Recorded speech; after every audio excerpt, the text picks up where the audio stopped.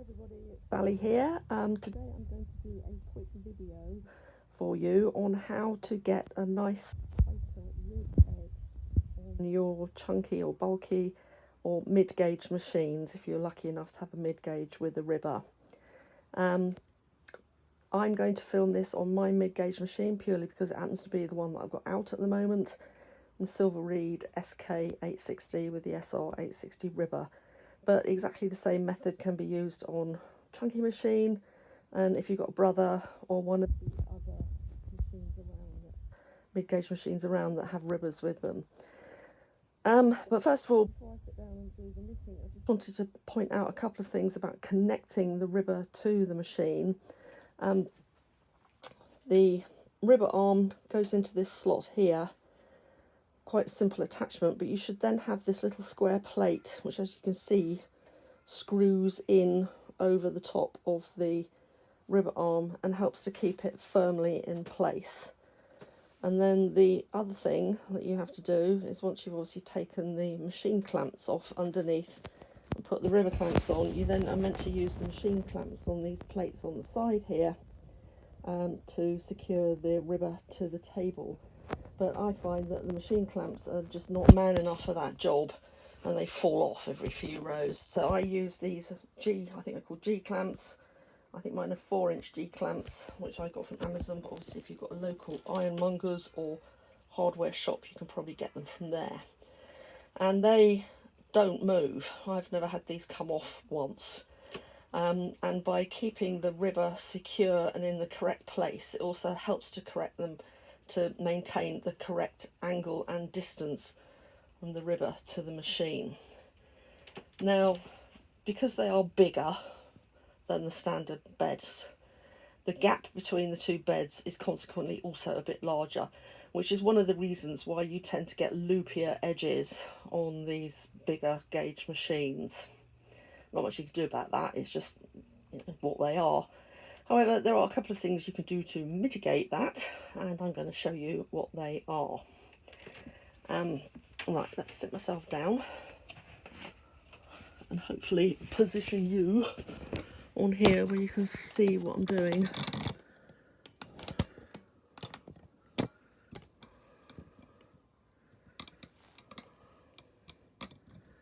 So that's more or less covering the centre of the bed.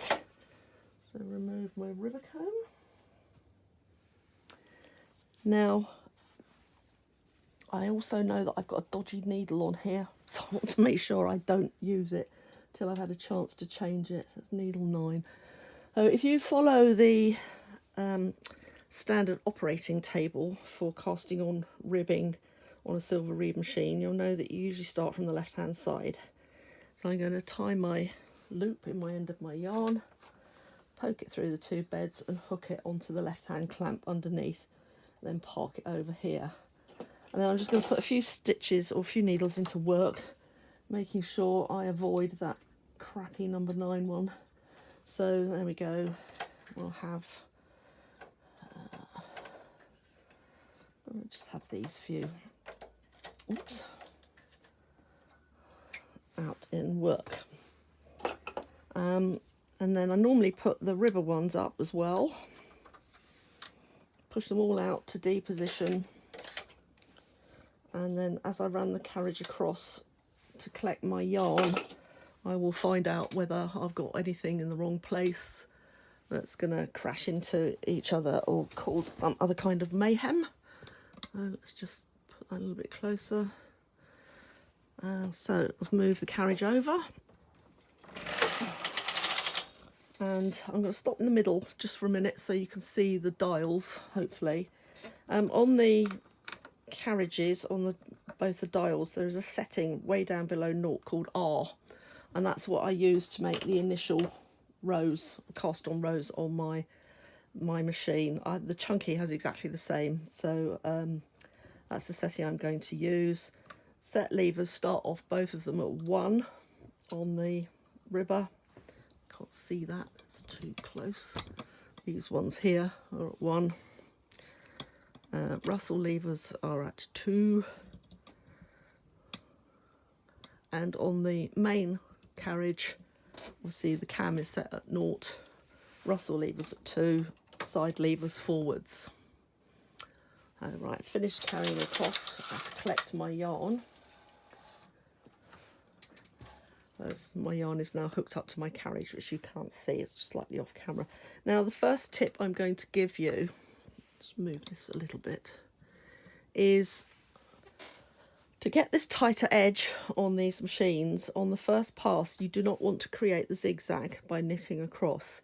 Now you're going to just knit the main bed needles only and ignore the ribber ones. Now there's 3 ways you can do this. You can disengage the ribber carriage completely and pass it over, and park it on the right, pick it up when you've finished the first row, or you can use the right set lever, push it to 0, and it will ignore the ribber needles as we knit across, or you can push them back out of work. I'll leave that set lever on 0 so you can see what I'm talking about, and knit the first row. So as you can see, it's ignored the ribber needles and just knitted onto the knitter. So I'll put that right set lever back to position 1. And now to create your zigzag, you do this manually with a transfer tool. And you go behind the bar between the first 2 needles on the knitter and pick up the opposite needle on the ribber and hook it on manually.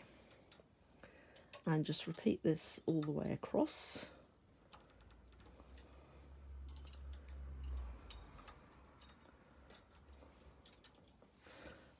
Sorry, I got to swap to do it right-handed. I hope you can still see. I'm not very adept at doing it left-handed. Oops. And the purpose of doing this is that it creates a much shallower initial zigzag row than if you'd knitted it across as normal. So here we go. So you now have got nice shallow zigzag row, and you can see these needles have been pulled up because the stitch is so much tighter. Put that back. Now insert your comb as normal.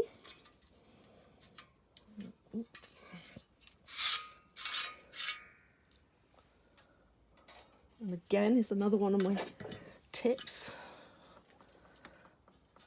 when it's particularly useful on these bigger machines with the deeper beds. Trying to hold this comb up from underneath while you fidget in the wire is like a contortionist, is a pain in the whatchamacallit. So you push the ribber comb up without getting it caught on the yarn behind, and then hold it in place with this bulldog clip. I hope I didn't get my head in the way. You hold it like that, which then gives you both hands free to poke the wire in.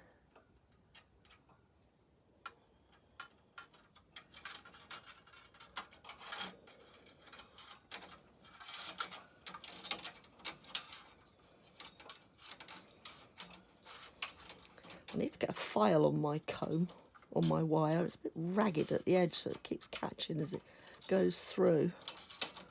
There we go, it's in place now. And then take the bulldog clip off and put on a couple of weights.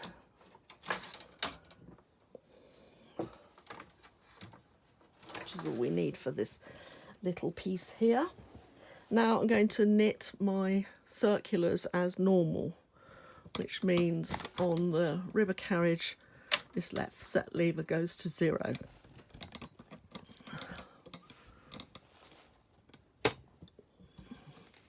And knit across. Oh. So as you can see, it's just knitted the knitter stitches. Now set your main carriage lever to slip and come back,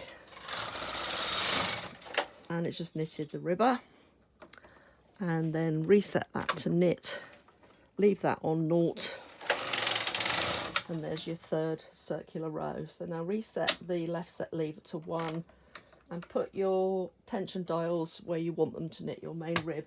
I'm going to set these on 1, both of them, because I would normally knit double knitting, which is what this is, on stitch size 4 on my mid-gauge machine, so it's 3 whole numbers lower. And now I'm going to do the second part of the tip, which is the ravel cord. And this is exactly the same as I use for the standard gauge machine, so you might have seen this before. Just put that in there. And so it lays in the channel in between the 2 beds. It's not caught in a needle hook or anything like that, it's just sitting in between the 2 beds. Right, so all set to start doing my rib. Hold this down tight underneath the ravel cord just for the first row, and then you can let go of it.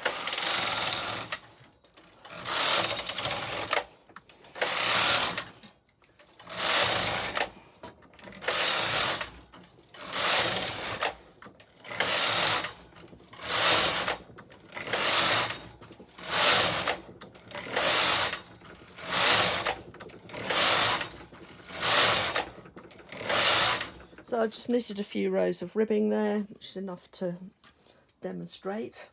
I'm going to cut this off.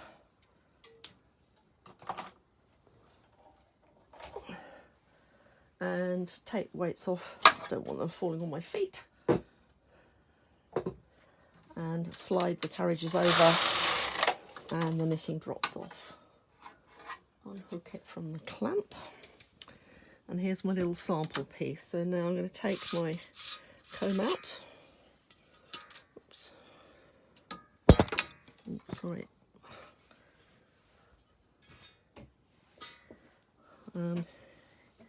Here's my little piece of ribbing. As you can see, this is how it normally comes off the ribber, quite frilly, but if you pull the ravel cord together, it will tighten it up, and then you can give it a good tugging, and then remove it completely. Oops, sorry, I keep knocking the stand. And there is your tighter rib cast on edge. As you can see, the loops are a lot less bigger than they would normally be if you just knitted across as per normal. Yeah, it takes an extra few minutes, but I think it's worth it to give you that nice tight edge without it looking all fluty and horrid. So I hope you find that useful.